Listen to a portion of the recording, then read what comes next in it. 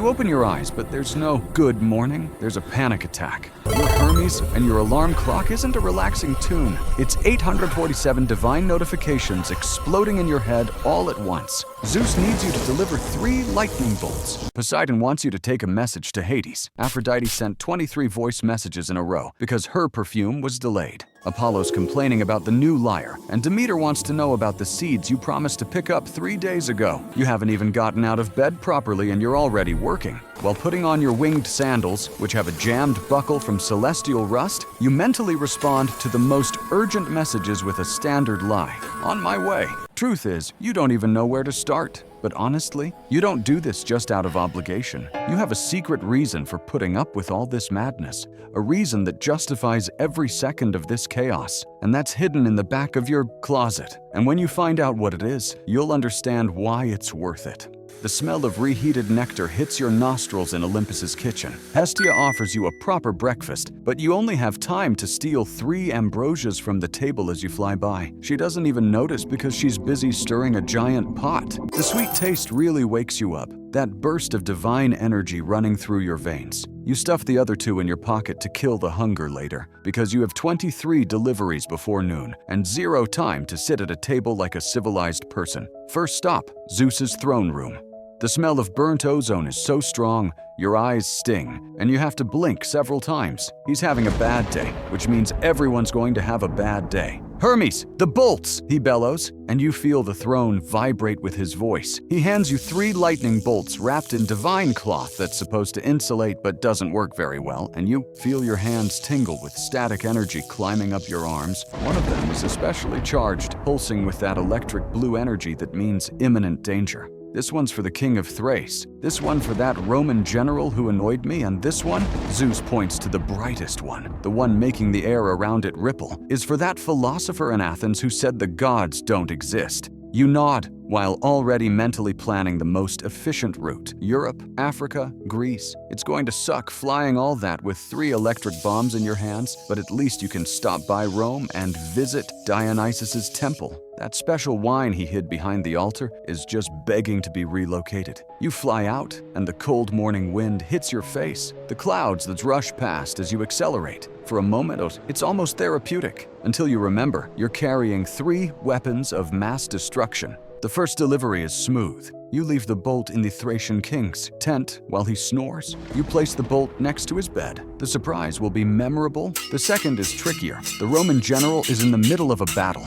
You dodge arrows while positioning the bolt. An arrow passes close to your ear. You steal the general's golden helmet. It's solid gold with precious stones. It'll look beautiful on your shelf. Speaking of getting valuable stuff for free, Hermes is the god of thieves and opportunities, and the biggest opportunity you have right now is to steal all our knowledge by clicking the subscribe button. It's faster than stealing a general's helmet, and unlike Zeus, I won't strike you down for it. Secure your spot on Olympus now. Back to the mission, the third delivery is the most fun. The philosopher is giving a lecture about how gods are just metaphors. You land invisibly and place the bolt in the middle of his speech. When he turns to grab water, he sees the 10,000-volt metaphor glowing there. His face is priceless. You disappear before he can process what happened. Now comes the part nobody warned you about, collecting souls while you fly to Greece. 3 recent deaths, an old fisherman, a woman, and a soldier. The souls are confused, floating. Good morning, you just died. I'm your guide. Let's take it easy, you say in your professional tone. The fisherman is calm. The soldier is furious. The woman cries for the baby she left behind. You're a therapist, driver, and tour guide all at once. The journey to the underworld is long with repetitive questions. Does judgment hurt? Will I see my family again? You answer on autopilot. The sulfur smell rises strong, rotten eggs mixed with coal. The river Styx is black and viscous. You hand the souls to Charon, who looks at you with his usual grumpy face. While he charges the souls for passage, you steal an ancient coin from the boat. He doesn't even notice. You pocket it along with the crushed ambrosias. Back on the surface, chaos doubles. You have to deliver Aphrodite's perfume, but here's the problem. The perfume has side effects. Any living creature that smells it falls in love with whoever's carrying it. You try holding the bottle as far from your body as possible, but 3 birds, a rabbit, and a lovesick nymph start chasing you. The nymph is especially persistent, shouting love declarations while flying after you. You have to pull off fighter pilot aerial maneuvers to lose her. You leave the perfume at Aphrodite's door and try to sneak away, but she has divine hearing. "Hermes, good thing you're here, urgent!" Her voice is honeyed, but has that tone of someone who doesn't take no for an answer. She appears at the door, wearing a dress that shines like wet pearls, and the rose scent is so intense you feel like sneezing. She hands you 12 sappy love letters, perfumed, sticky to the touch, to deliver to 12 different cities. It's super urgent. These declarations can't wait. You take the letters that leave your hands reeking of perfume and promise to deliver them as fast as possible, which in Hermes' dictionary means when I have a second between the other 1,000 emergencies. In Olympus's kitchen, you finally get a minute to breathe. Apollo is sitting eating grapes, complaining about how hard it is to be responsible for the sun every day. "Oh, Hermes, where's my lyre? You promised a week ago." You'd completely forgotten about his lyre. It's on the way. You lie with the straightest face, while your distracted hand steals half his grapes without him noticing. He keeps talking about his own problems, doesn't notice a thing. The afternoon becomes a blur of deliveries and strategic small thefts. You deliver 5 of Aphrodite's 12 letters, which causes 2 immediate divorces and a duel challenge at sunrise, and need to collect 7 more souls, victims of a plague that swept through a small village, 3 adults and 4 children. Children are always the hardest part. They're scared, clinging to each other, and you have to use your gentlest tone to explain they'll stay together, that they won't be separated. Coming back from the underworld for the 3rd time today, you run into Dionysus, stumbling through Olympus's corridors, completely drunk at 3 in the afternoon. "Hermes, my best friend!" he shouts, and almost falls trying to hug you. The wine smell is so strong you get a bit dizzy just being near him. "Stole my wine in Rome today, didn't you? I saw it. I saw everything." You freeze, ready for a scolding, but he just laughs in that scandalous way.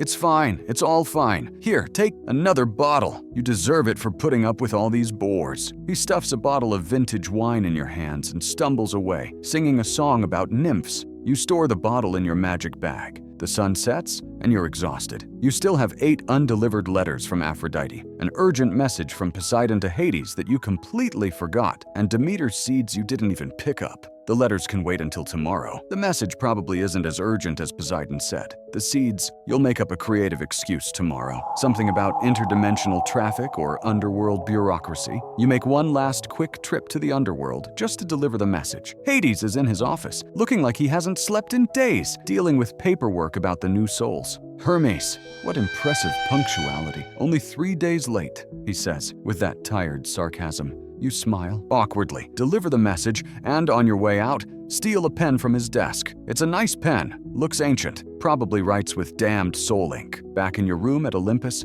you finally lock the door and take a deep breath. It's time to check the reason for all this effort, the real reason you put up with this circus. You open your secret compartment hidden behind a false panel in the wall. Today's count, 23 new items. The general's golden helmet gleaming in the dim light, Charon's ancient coin, Hades' pen, half of Apollo's grapes, already wilted but they're trophies anyway, and Dionysus's vintage bottle. Not your personal record. That day you stole 37 things remains unbeatable, but it's a solid haul. You carefully organize everything on shelves that are already packed. Crowns from mortal kings, jewels from distracted goddesses, important documents you should have delivered but found too. Interesting, decorative weapons, coins from extinct civilizations. Each item has a story, a memory of a chaotic day when you were too fast to get caught. You take a long shower to get rid of the sulfur and death smell stuck to your skin. The hot water relaxes your back muscles that are sore from all the flying.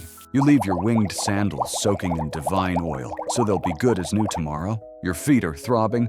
Your head is pounding with the beginning of a divine migraine. You throw yourself on the bed and feel the physical weight of the entire day crash down on you like an anvil. Tomorrow will be the same thing. Another 847 unread notifications waiting when you open your eyes. More Zeus screaming, demanding impossible deliveries. More confused souls needing a ride to the underworld. More gods complaining about delays. But you smile before passing out, looking at your secret collection gleaming in the dim light. Because the collection is growing, each day adds more treasures. And at the end of the day, being the god of thieves makes all the hassles worth it. Every delivery is an opportunity. Every chaos is a chance to steal something new.